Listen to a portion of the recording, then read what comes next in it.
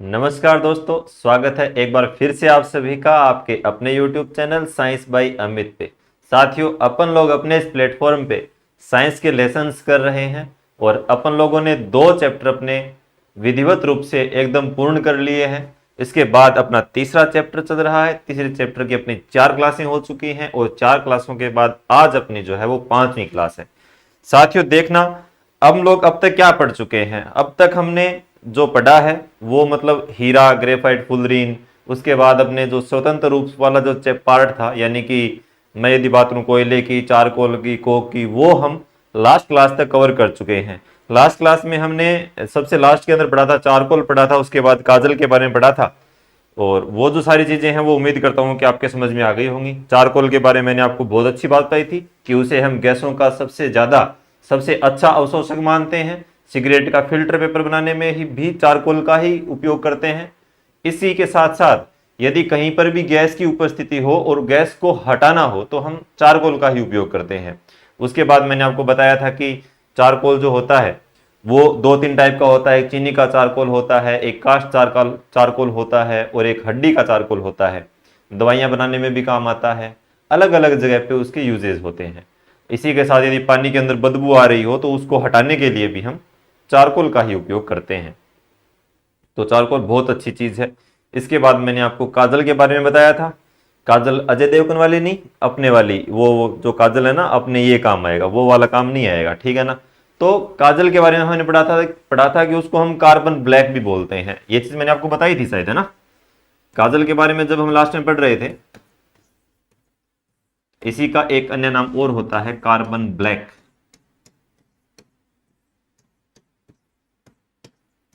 यानी कि काला कार्बन, इसी का एक अन्य नाम और होता है। और इसके बारे में हमने 2-3 चीजें पढ़ी थी कि हाइड्रोकार्बन्स होते हैं, सॉरी कार्बन होता है, यानी कि तेल या फिर घी की उपस्थिति में जब वहां पे वायु की अनुपस्थिति होती है तो वहां पे एक काले रंग की परत जमा हो जाती है, तो वहां पे काजल का निर्माण होता है। अपन लोग घरों में करते भी हैं।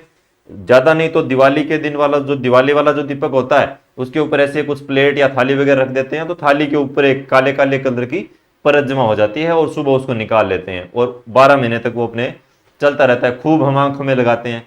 आपने वो तो सुना ही होगा, तेरा सड़ाई फेर दूं, सुरमो गाल दूं, तो वो वही हो है, ठीक है नहीं। हाँ, आंखें तेरी सह चनन हो जाएंगी, तो वो वही है, ठीक है नहीं। कोई नाकों को नहीं एडो, वो समझ में आ गई बात। तो ठीक है, चलो आगे चलते हैं। और इसके मैंने आपको 2-3 यूजेज भी बताए थे कि भाई फोटोकॉपी मशीनों में ये काम आता है। और जैसे तो फोटोकॉपी मशीन होती है एक काली स्याही फोटोकॉपी मशीन, एक ब्लैक इंक बनाने में भी काम आता है, ठीक है। हेयर डाई जो आती है, हेयर कलर करने के लिए भी इसका यूज होता है। तो ये कुछ एक छोटी छोटी बातें थी। ये यहां तक अपना जो है, यानी कार्बन का जो स्वतंत्र रूप वाला जो पार्ट है, जो भी जितना भी स्वतंत्र रूप वाला जो पार्ट है वो अपना कंप्लीट हो चुका था। इसके बाद प्यारे साथियों आगे चलते हैं।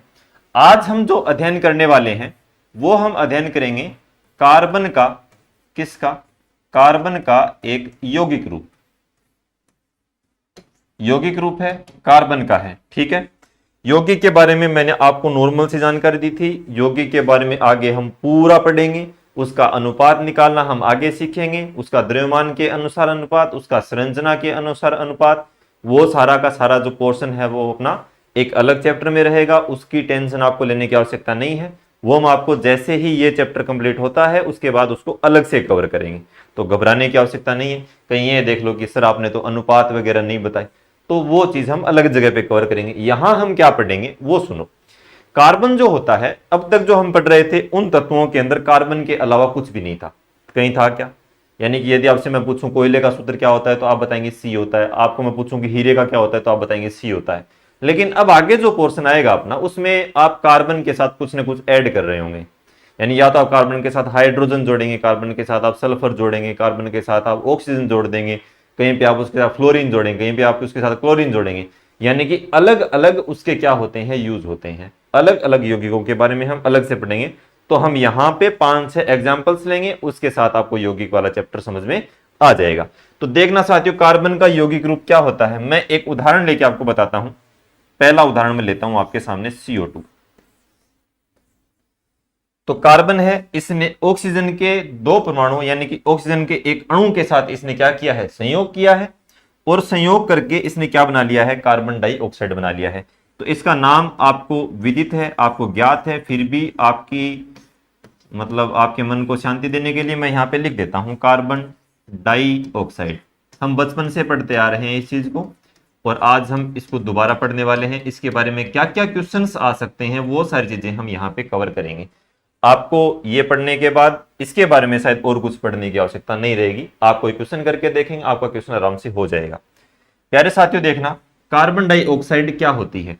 कार्बन डाइऑक्साइड के बारे में यदि मैं बताऊं तो सबसे पहले एक भ्रांति आप दूर कर लें कि यह गैस जहरीली नहीं होती है। ठीक है ना, कहीं पे आपके मन में यदि है, क्योंकि इस गैस को बेचारे को यूं ही बदनाम कर रखा है आप लोगों ने। बहुत अच्छी गैस है, बड़ी शानदार है, जहरीली नहीं होती है, बड़ी प्यारी गैस है ये।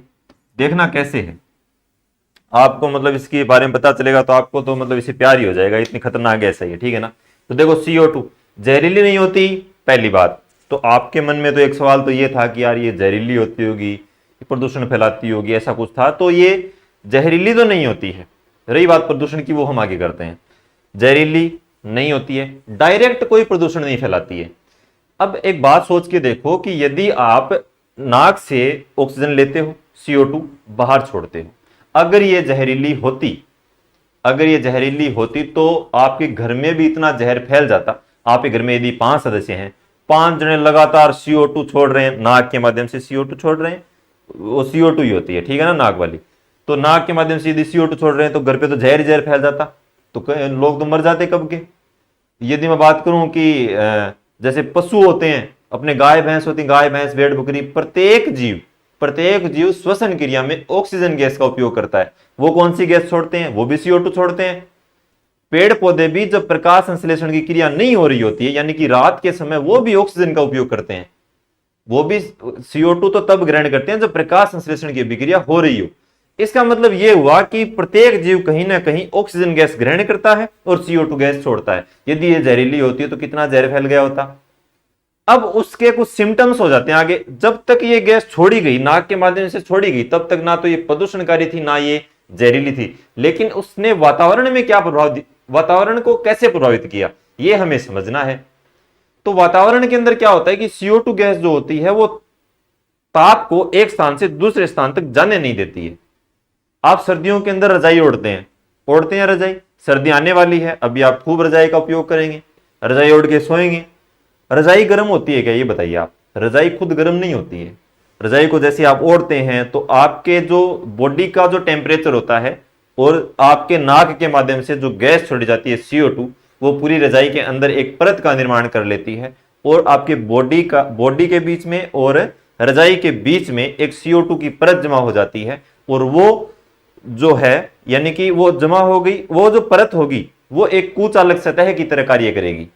यानी कि रजाई के बीच में और आपके बीच में जो स्पेस होगा वो एक कुचालक परत की तरह कार्य करेगा और आपको ठंड नहीं लगेगी। यानी कि वो टेम्परेचर को इधर से उधर नहीं जाने देती है।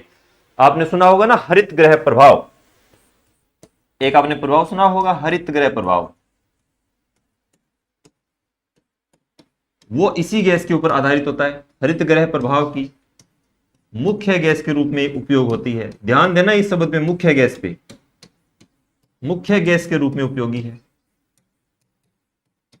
ठीक है, एक तो मुख्य गैस होती है, एक होती है शक्तिशाली गैस।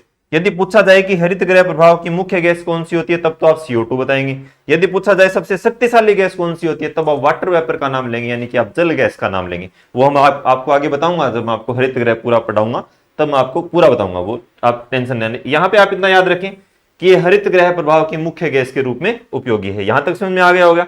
आगे चलते हैं। अब देखो CO2 गैस के कुछ और यूज होते हैं। क्या क्या यूज होते हैं, एक बार हम कहीं बैठे थे, अब भाई आप भी बैठते होंगे अपने दोस्तों के साथ, तो हम ऐसे बतला रहे थे कि यार कुछ करते हैं, तो बोले कि चलो ड्यू पी लेते हैं। तो जैसे ही ड्यू पेप्सी कोका कोला, जानते हो ना ये सारी चीजें, तो हमने डिस्पोजल ले लिए, उसको डाला, तो उसके अंदर से हमने देखा कि छोटे छोटे बुलबुले निकल रहे थे। मैंने पूछा कि यार ये क्या सिस्टम है, मतलब ये हो क्या रहा है, कहां से गैस आ रही है। तो फिर भाई दोस्त अच्छे थे, उन्होंने बताया कि यार ये जो गैस है ना, ये CO2 गैस है। तब जाके पता चला कि आपकी जो ड्यू आती हैं, आपकी जो पेप्सी आती हैं, कोका कोला, हाँ वही कोका कोला है, बलमा बड़ो सियाणो कोका कोला, वही कोका कोला है, ठीक है नहीं, कोका कोला जो भी आप ले लो, इनमें से क्या निकलती है, कौन सी गैस निकलती है, तो CO2 गैस निकलती है। जो भी बुलबुले निकलते हैं, अब आपके मन में एक सवाल और आएगा कि सर वो जो इनसे थोड़ा यदि ऊपर उठे तो एक ब्रांड और भी आता है बियर नाम करके, कुछ और आते होंगे, मतलब 2-3 ब्रांड और होते होंगे, उनसे भी कोई गैस आती है? तो मैं बोलूंगा कि हाँ आती है, उनमें भी। कौन सी गैस आती है? तो वहां पर भी CO2 आती है। तो CO2 गैस डालते क्यों है? मन में सवाल तो उठेगा ना कि यार CO2 ही क्यों, कोई और गैस क्यों नहीं? CO2 गैस जो होती है वो इन सभी का ऑक्सीडेशन होने से बचाती है, ऑक्सीकरण नहीं होने देती है। कौन सी गैस नहीं होने देती है? तो CO2 नहीं होने देती है।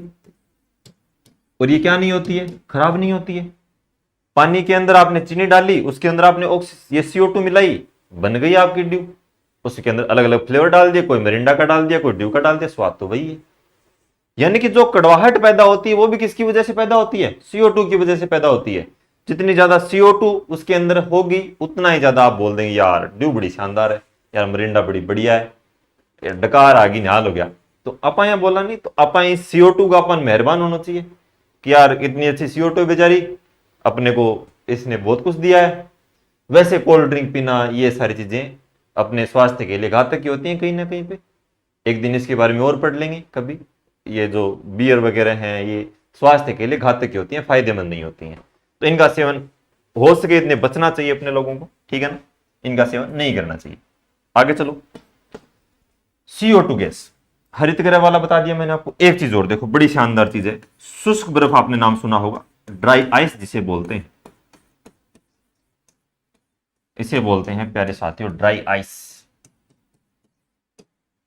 इसी का एक अन्य नाम और होता है ठोस CO2,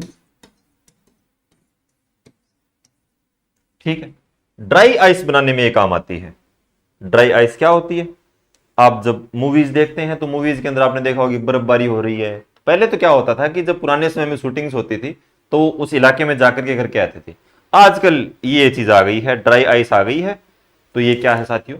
तो CO2 है वो बिल्कुल वैसे ही होती है जैसे आपके सर्फ के झाग होते हैं, उसी प्रकार से बर्फ पड़ती है। तो चाहे बर्फ का इतना बड़ा गोला आके पड़ जाए सर्फ का तो क्या ही फर्क पड़ेगा उससे।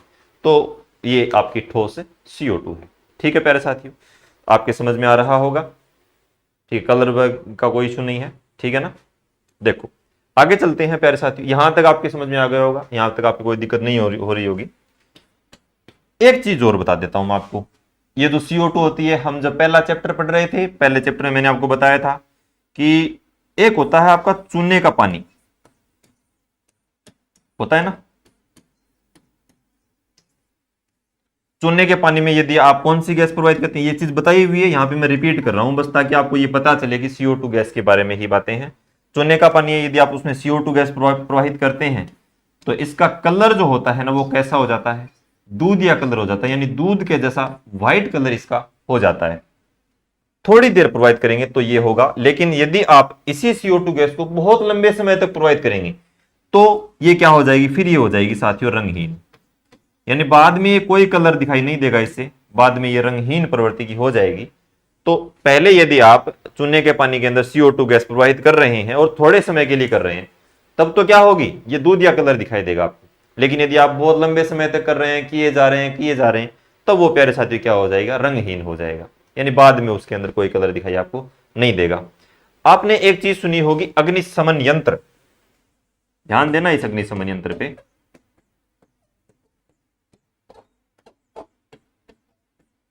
अग्निशमन यंत्र, प्यारे साथियों अग्निशमन यंत्र जो होता है उसमें भी कौन सी गैस होती है आपकी? CO2 गैस डायरेक्ट नहीं भरी होती है, सोडियम बाइकार्बोनेट डाला जाता है, प्लास्टर ऑफ पेरिस डाला जाता है, कुछ एसिड डाले जाते हैं, उसके बाद वो आपस में क्रिया करते हैं और क्रिया करके लास्ट में कौन सी गैस छोड़ते हैं? CO2 छोड़ते हैं। और CO2 कौन सी छोड़ते हैं? तो ये वाली CO2 निकल के आती है, शुष्क बर्फ के रूप में निकल करके आती है। तो आप देखेंगे कि वहां पे जहां पर कभी भी आप यदि लाइव देखेंगे इसे तो आपको व्हाइट कलर का कुछ पदार्थ निकलता हुआ अग्निशमन यंत्रों में से दिखाई देगा, तो वो गैस भी आपकी कौन सी होती है, ठोस CO2 होती है। तो कहीं पे आपको ये बताने की तो आवश्यकता नहीं है कि यदि आप मान लो कि एक जलती हुई तिल्ली जो होती है, क्वेश्चन ऐसे आता है कि जलती हुई तिल्ली को CO2 गैस के पास ले जाने पर वो बुझ जाती है, उसका कारण बताइए।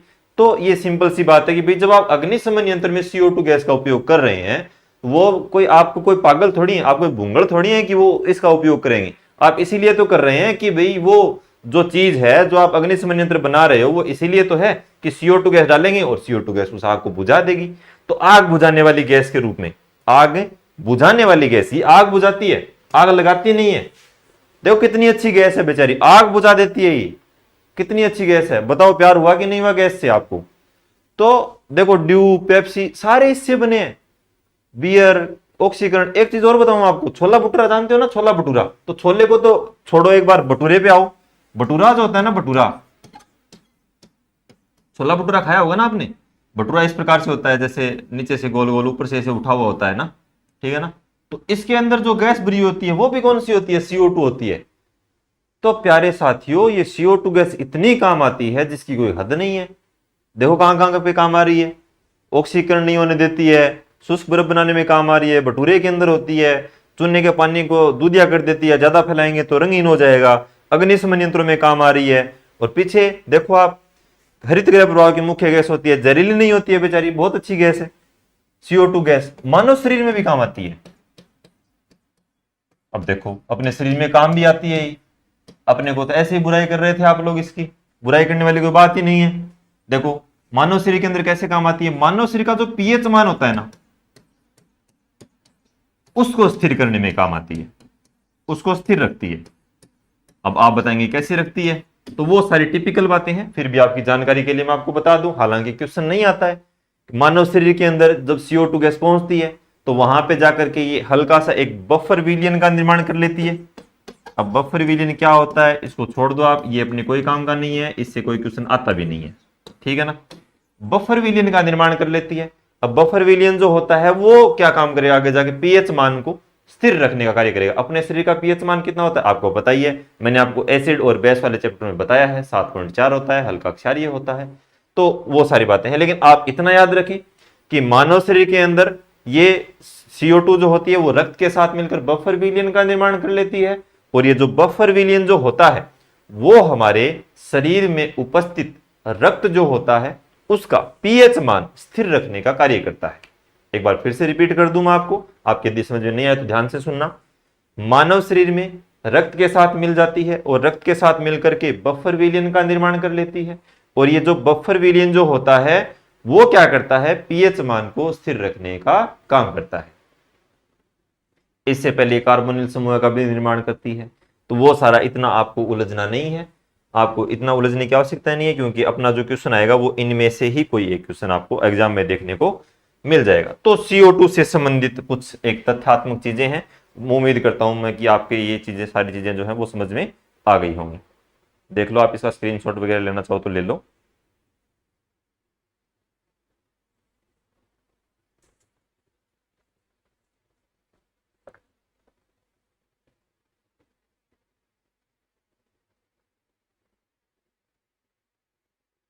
ठीक है, आपने इसका स्क्रीनशॉट ले लिया होगा, आगे चलते हैं। और देखो, एक हमने फार्मी कमल पढ़ा था, तो फार्मी कमल निर्माण में भी काम आती है, छोटी सी बात है, आप लिख लेना, ठीक है ना कहीं पे।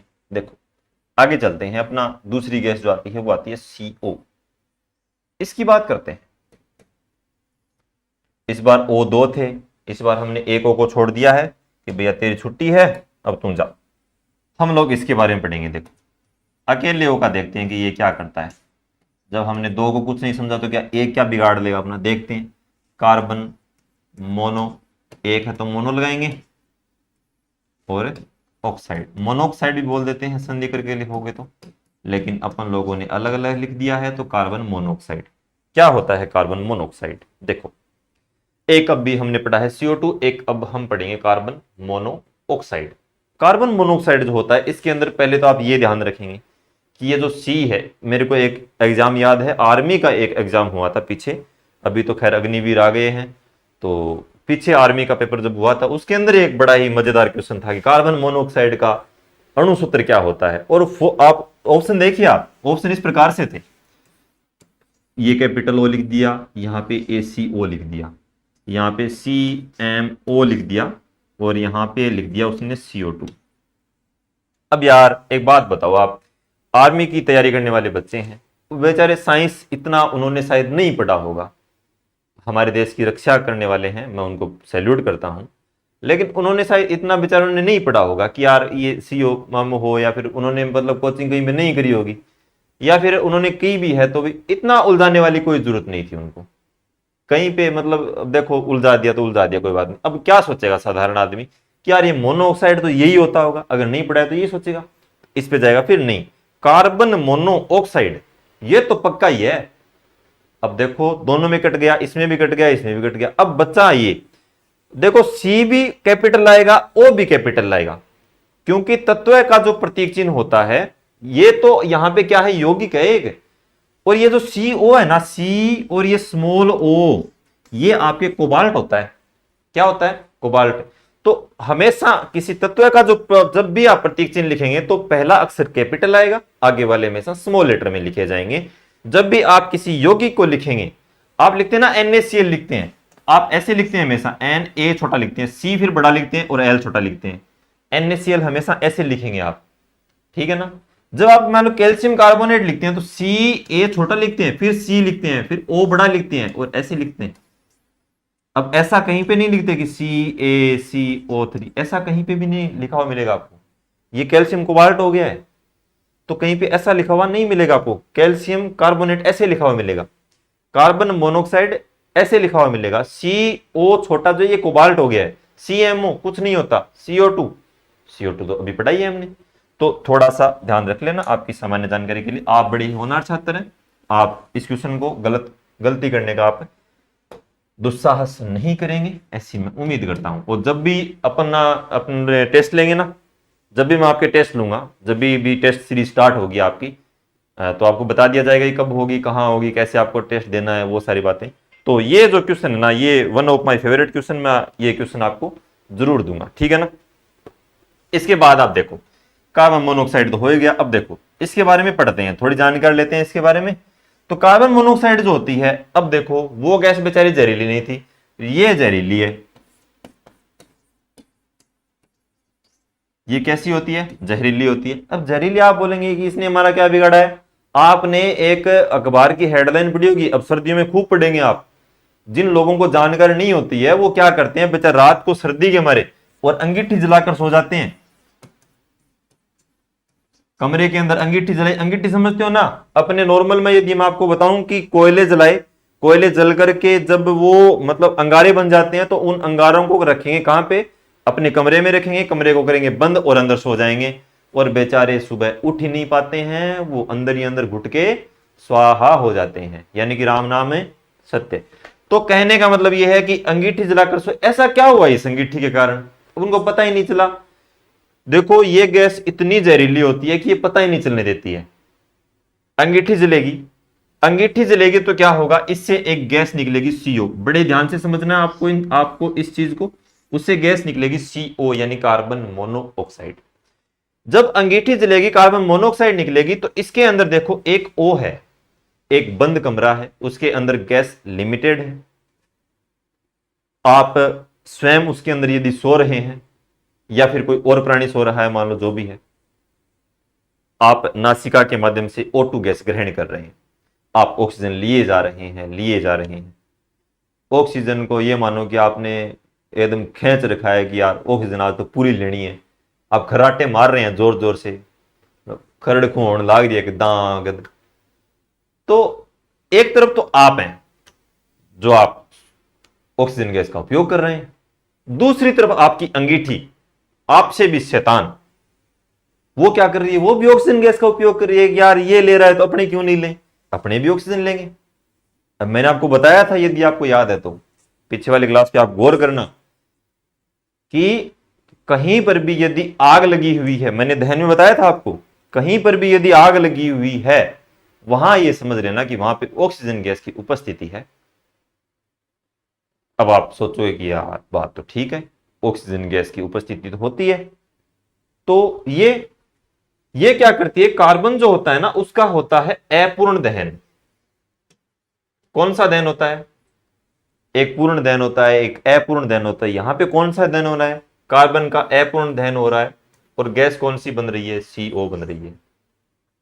अब आपको लगेगा कि हाँ, थोड़ी थोड़ी बात समझ में आ रही है। देखो, CO बना दी हमने, ये जाती है अब ऐसा तो नहीं है ना हमारे नाक के अंदर ऐसा कोई फिल्टर नहीं लगा हुआ है कि वो बाहर ही गैसों को, ये मतलब ये CO2 है तो इन कहते पर तू पढ़ना चाल तने कौन लिया, आप तो ऑक्सीजन ले से इसो नाक का माइन अपने कोई सिस्टम को नहीं, या फिर अपने को दिखाई भी नहीं देती कि यार एक तरफ तो CO2 आ रही है, वो देखो वहां से चली है, ये आ रही है तो हम उसको हटा देते हैं कि नहीं, इसको इधर कर, इसको इधर कर, हाँ तुम ऑक्सीजन तू नाक में आ जा, ऐसा भी नहीं होता। बाहर जो है वो सारी गैसों का मिश्रण होता है, वो एक साथ इस शरीर के अंदर जाएगा। उसी के अंदर नाइट्रोजन है, उसी के अंदर ये CO भी होगी, उसी के अंदर CO2 भी होती है, वो सारी की सारी नाक के अंदर हम ले लेते हैं। फिर महसूस करते हैं कि यार बदबू आ रही है, अच्छी खुशबू आ रही है, वो सारी आगे की प्रोसीजर होती है। नाक का काम होता है सिर्फ श्वास को अंदर डालना और आगे फिर वो श्वास को गीला करना, वो सारी बातें अलग हैं। अब देखो, इतना तो हो गया मैटर, इतने तक तो कोई दिक्कत नहीं है।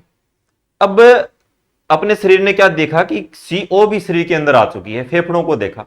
अब ये CO फेफड़ों के पास गई, बोला कि इसको जो फेफड़ा अलग करने लगा कि बोले अरे मेरे को क्यों अलग कर रहे हो, मैं तो आपकी हूं भाई, मैं तो तेरी हूं, मन तो राख मुकम, अब फेफड़ो नटखड़ो रहे हो, नाम मैं तेन कौन राखू।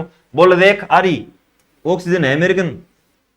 फेफड़ों को लगा कि है तो सही, बात तो ठीक है, लेकिन ये बोले ये सी, ये बोले नहीं ये कोई बात नहीं, ये मेरे साथ ऐसे ही है, ये मेरा फ्रेंड है, ये आया है, कोई दिक्कत नहीं, इसको रहने दो बेचारे को, इसका मेरे बिना मन नहीं लगता।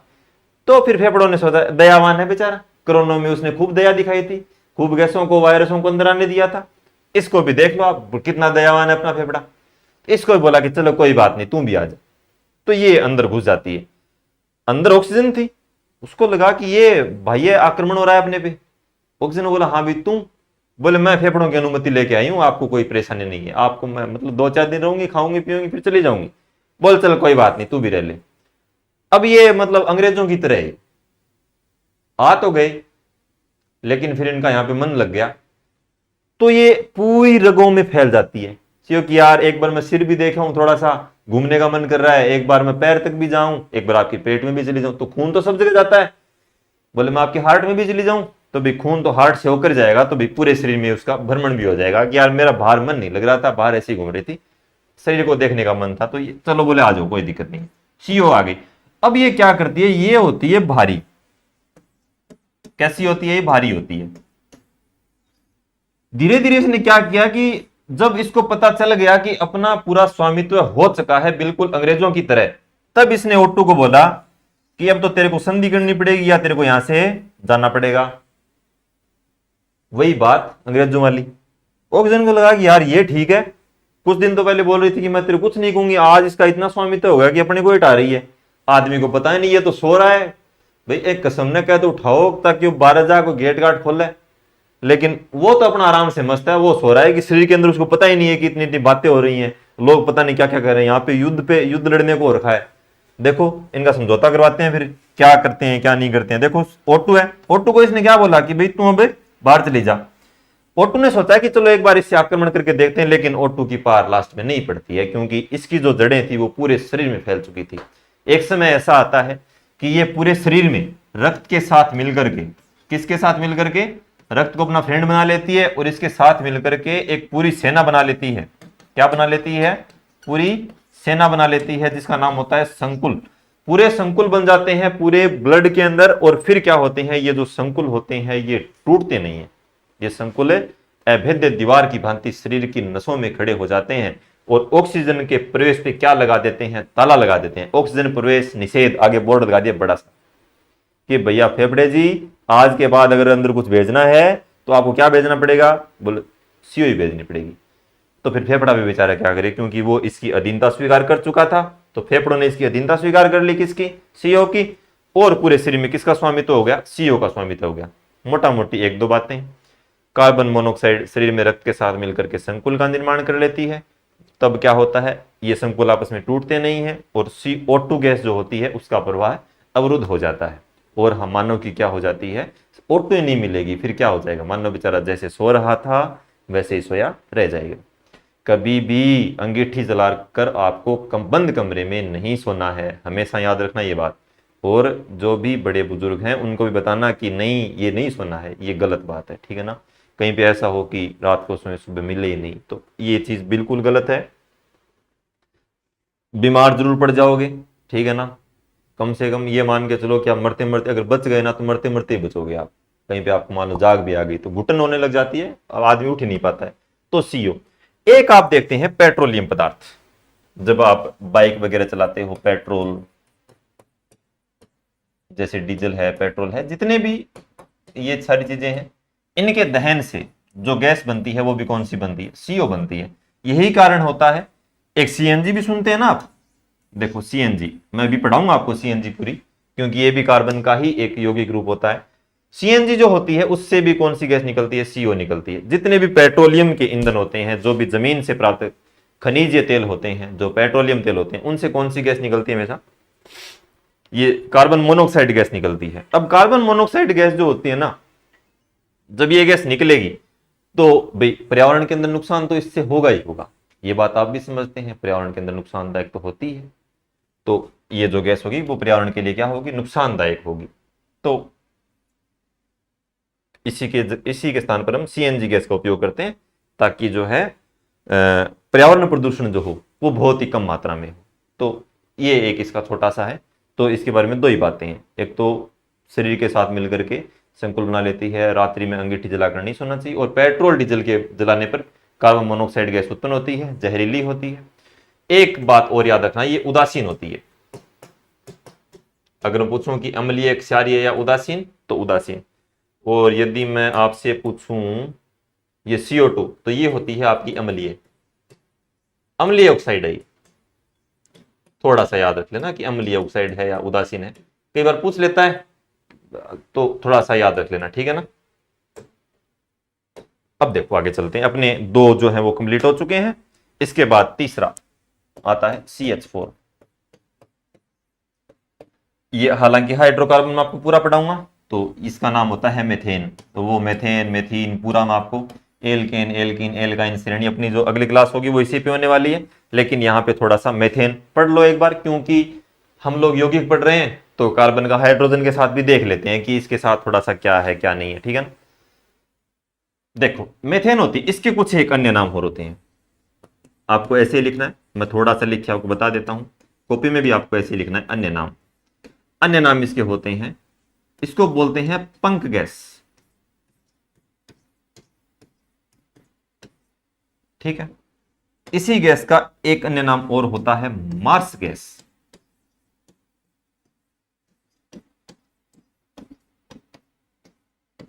ठीक, इसी गैस का एक अन्य नाम और होता है फायर डैम्प।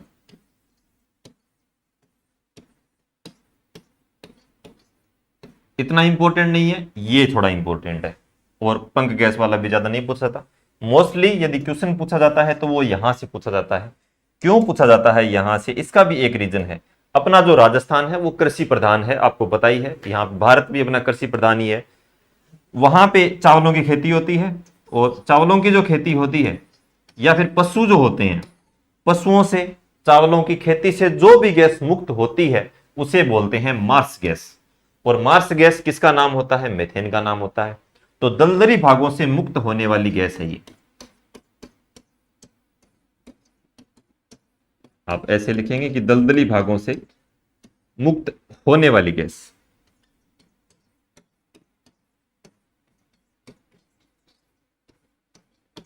तो ये थोड़ा सा आपको याद रखना है, ठीक है। चावल जो होते हैं, देखो क्या होगा, चावलों के खेत से कैसे उत्पन्न होती है, सुनना आप, मैं आपको बता देता हूं। चावलों की जो खेती होती है वो पानी में की जाती है, इतना आपको पता है। देखो ये आपका खेत है, इसके अंदर पूरा का पूरा पानी भरा हुआ है, यहां पे चावलों की फसल लहलहा रही है। देखो ये चावलों की फसल है, ऊपर लहला रही है अच्छे से, ऊपर चावल लगे हुए हैं। आप जब चावलों की कटाई करते हैं तब तो आपने चावलों को यहां से ऊपर ऊपर से काट लिया, चावलों को ऊपर से काट लिया आपने, लेकिन ये जो जड़ें थी ये कहां पे रह गई आपकी, पानी में रह गई। पानी में रह गई तो पानी के अंदर जड़ें, मिट्टी और ये जो जो भी जितने भी पदार्थ हैं वो मिलकर के एक दलदल का निर्माण कर लेंगे। दलदल जानते हो ना, दलदल आप मूवीज में आपने देखा हो, दलदल होता है, उसमें एक हीरोइन होती है, वो ऐसे गिर रही होती है, वो दलदल में चली जाती है, हीरो आता है बचाता है, वो सारा जो दलदल है वो आपने देखा होगा। वैसे भी बॉलीवुड तो दलदल ही है। तो चलो छोड़ो, वो आगे की बात है। तो ये जो दलदल है, समझ गए होंगे आप, दलदलों से एक दलदल का निर्माण हो जाएगा, वहां से कौन सी गैस निकलेगी फिर, इनके गलने से, इनके जड़ों के अपघटन से जो गैस निकलेगी वो कौन सी गैस होगी, आपकी मार्स गैस होगी। तो दलदली भागों से मुक्त होने वाली जो गैस होती है वो कौन सी होती है आपकी, तो आप बताएंगे कि मार्स गैस होती है, यानी कि आपकी CH4 गैस होती है। आगे आप क्या लिखेंगे, आगे आपने एक गैस सुनी होगी CNG, कंप्रेस्ड नेचुरल गैस। इसके बाद नेक्स्ट इसी की बारी है, इसी के बारे में पूरा पढ़ेंगे, लेकिन यहां पे थोड़ा सा आप देख लो एक बार के लिए।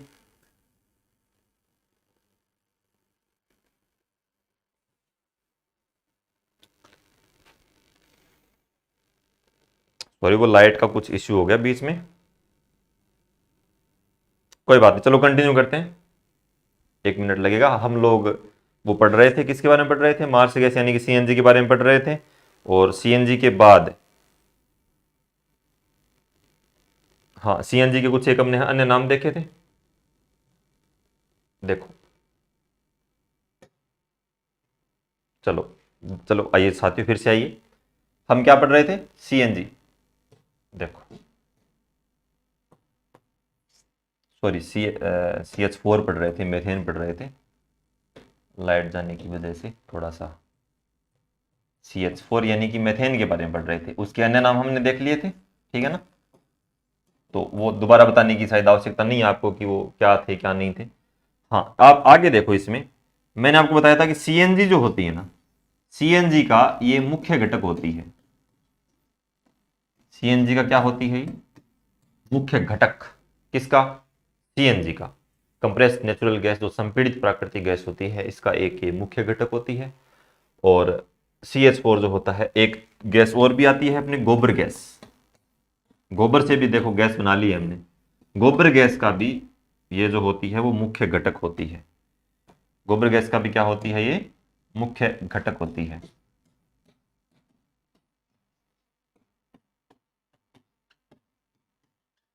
तो आपको इसमें बस इतना ही याद रखना है, ज्यादा इसके अंदर कोई क्वेश्चन वैसे आता भी नहीं है। आता है तो इतना आता है कि मार्स गैस के नाम से किस गैस को जाना जाता है, या फिर ये आ जाता है कई बार, CNG गैस का मुख्य घटक कौन सी होती है, तो मेथेन होती है। और फिर आता है गोबर गैस का मुख्य घटक कौन सी होती है, तो आपकी CH4 होती है। तो प्यारे साथियों, इसके आगे अपनी कुछ गैस बच गई है, जैसे LPG बच गई है अपनी, जैसे CNG बच गई है अपनी, CFC बच गया है। तो ये जो तीनों गैसें हैं ना, वो अपन लोग नेक्स्ट क्लास के अंदर कवर कर लेंगे, ठीक है ना। तो अपनी जो नेक्स्ट क्लास रहेगी वो इन 3 गैसों के ऊपर रहेगी। आज थोड़ा सा लाइट का इश्यू हो गया तो क्लास आपकी थोड़ी सी प्रभावित हो गई बीच में, लेकिन आगे वाली जो क्लास होगी वो उम्मीद करते हैं कि ठीक होगी। अभी तक ऐसा हुआ नहीं कभी कि लाइट गई हो, लेकिन हो जाता है कई बार, ठीक है ना, टेक्निकल प्रॉब्लम हो जाती है। तो आपको ये क्लास कैसी लगी आज वाली, आज हमने पहले पढ़ा था किसके बारे में, CO2, उसके बाद हमने कार्बन मोनोऑक्साइड, उसके बाद में हमने CH4 के बारे में पढ़ा है। ये कुछ इंपॉर्टेंट चीज़ें हैं जो आपको यहाँ पे कवर करनी है। तो आपके जैसे ही आपके टेस्ट स्टार्ट होते हैं तो उसके लिए बहुत ही बेनिफिशियल रहेगा ये सारी जो चीज़ें हैं। और जो आप देखेंगे पीछे कि आप एग्जाम उठा के देख लो, इन 3 गैसों में से यदि इसके अलावा कोई क्वेश्चन आए है तो बताना आप कि हाँ भी आपने ये क्वेश्चन सर यहाँ पे नहीं करवाया, भूलवश रह जाए बात अलग है, आप लिख दिया करें कि आपको कोई चीज़ समझ में नहीं आती है तो आप बाद में कमेंट में लिख दें।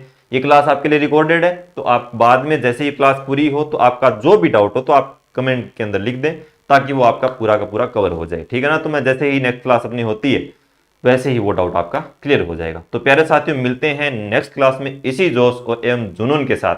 तब तक अपनी तैयारी में बिल्कुल मस्त रहिए, हंसते रहिए, मुस्कुराते रहिए, आनंदित रहिए एकदम, ठीक है ना। अपने स्वास्थ्य का ध्यान रखिए, अपना स्वास्थ्य यानी कि पहला सुख निरोगी काया, उसके बाद परिवार आता है, उसके बाद फिर वो अलग अलग चीज़ें आती हैं।